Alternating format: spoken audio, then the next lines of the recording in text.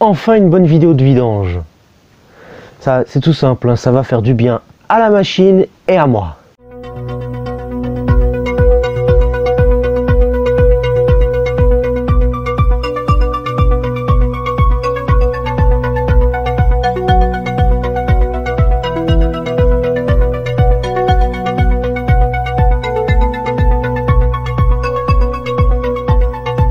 Salut à tous, bienvenue sur LCR-FR et aujourd'hui, comme vous l'avez pu comprendre grâce à cette introduction de qualité médiocre, on va s'attaquer à la vidange de mon compresseur.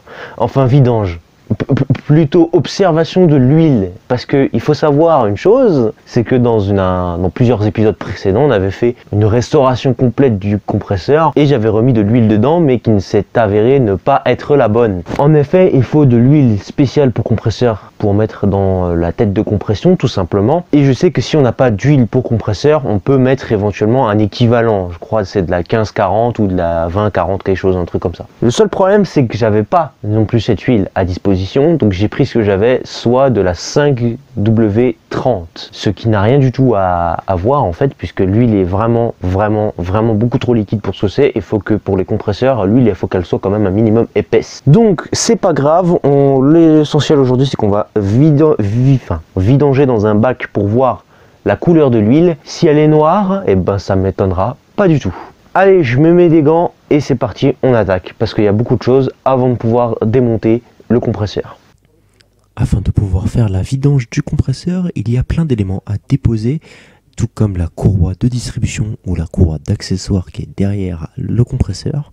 Et on va également enlever la tête de compression de la cuve, donc c'est-à-dire qui est fixée par 4 boulons de 13 qui vient venir plaquer la tête de compression sur le support du compresseur. On va également retirer le tuyau d'alimentation en air de la cuve. Donc je fais ça en accéléré pour vous le montrer.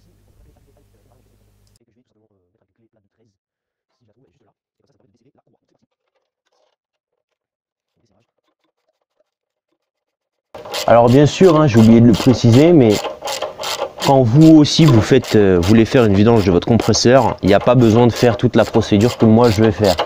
Moi c'est parce que mon compresseur il est assez ancien et que les personnes qui l'ont construit ont fait n'importe quoi pour pouvoir le vidanger.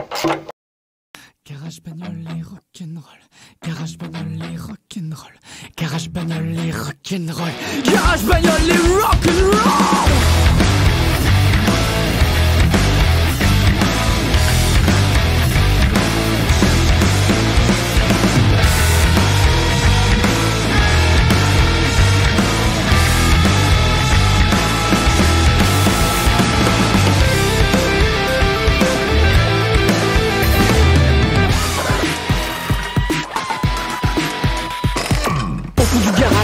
Tu tapes, c'est pas pour les noobs ou les petites frappes. Tu prends ton gun pour déboulonner, tac les dynamos pour bien serrer.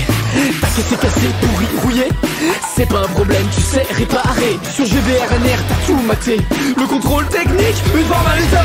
Sur la route je voudrais un jour voyager sans problème en liberté.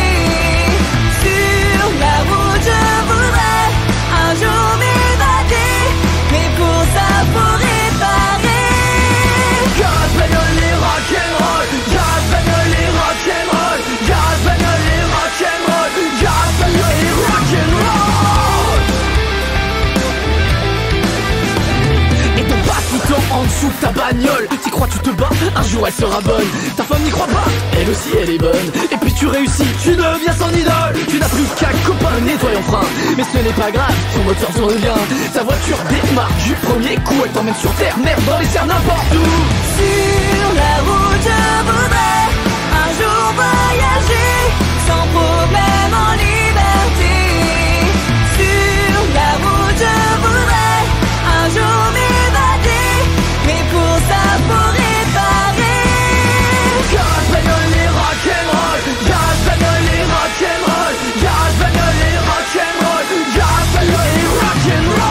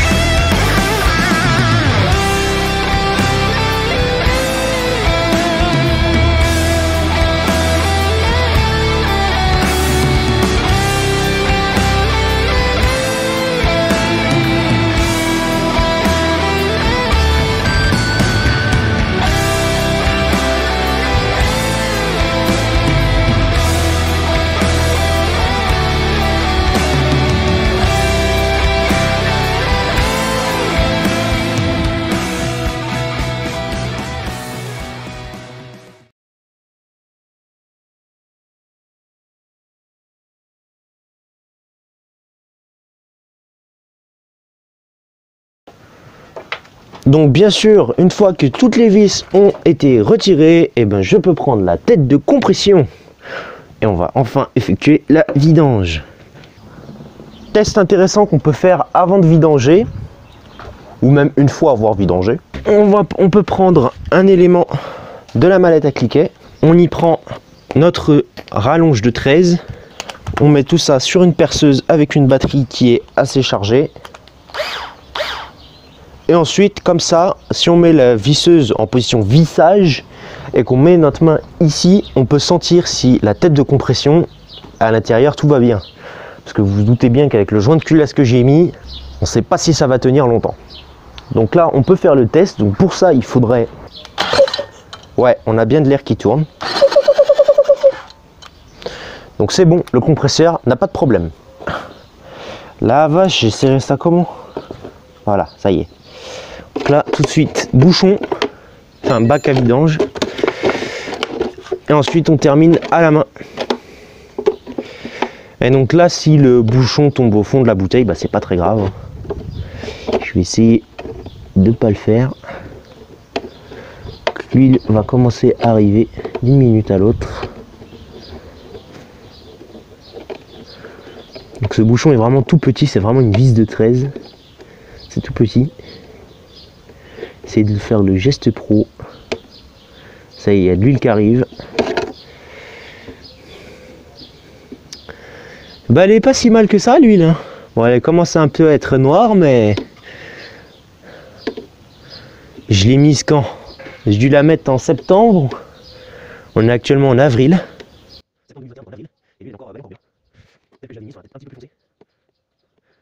On arrive vers la fin, ça va prendre un peu plus de temps. Ce qu'on peut faire aussi, c'est doucement incliner le compresseur. Et donc ce qui est bien avec la position de cette vis, c'est que comme elle est située juste tout en bas, et on a de l'huile qui coule d'une place, ça c'est pas bon. Ah, il y en a plein d'échos qui arrivent. Ça là, j'aime pas. Bon voilà, normalement c'est bon. S'il y a de l'huile du joint de culasse, c'est pas bon. Donc je remets le bouchon temporairement. Et c'est à la main comme ça. Petit constat de la couleur de l'huile. Je vous laisse me dire ce que vous en pensez. L'huile est encore assez jaune. Par contre, ça se voit qu'elle est vraiment très très liquide parce que de la 15-40 ou de la 10-40 est beaucoup plus épaisse que ça. Qu'idéalement, ce qu'il faudrait faire, c'est remettre de la 10-40, mais comme j'en ai pas pour l'instant, je vais aller m'en procurer.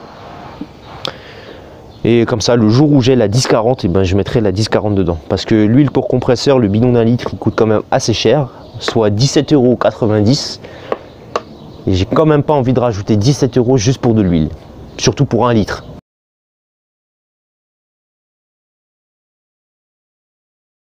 Et je mets 10 Nm.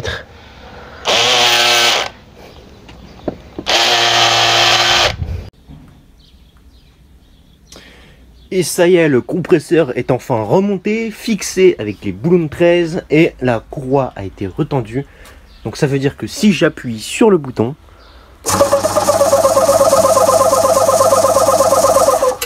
ça tourne bien. Voilà, en attendant, si vous cherchez les outils et les produits que j'ai utilisés dans cette vidéo, et ben je vous mets tout en description. Si vous n'êtes toujours pas abonné, je vous invite à le faire en cliquant sur le bouton rouge. Et moi je vous retrouve très prochainement pour une prochaine vidéo. Je vous dis à la prochaine, salut à tous.